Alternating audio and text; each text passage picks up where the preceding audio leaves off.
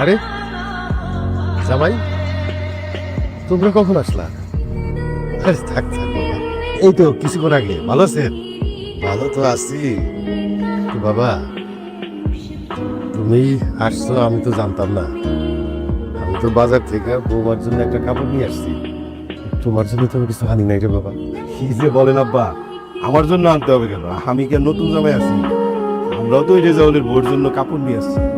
আরে নতুন বউ ঘরে আসছে, আমাদের সবার দায়িত্ব না কাপড় দেওয়া? হ্যাঁ, এই যে বৌমা আইসা পড়ছো, তোমার জন্য একটা কাপড় নিয়ে আসছি।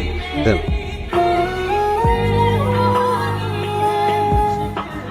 আপনার বৌমা কোন মার্কেট থেকে শপিং করে আপনি জানেন?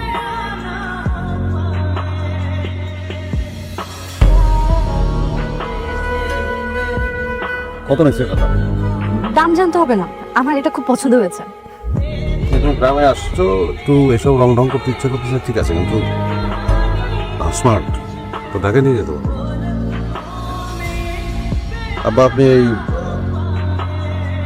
শাড়ি আপনি ফেরত দিয়ে টাকা নিয়ে আসেন। আপনার পকেটে তো টাকা থাকে না, তো এই কাপড়গুলো সব জায়গায় অদ্ভুত।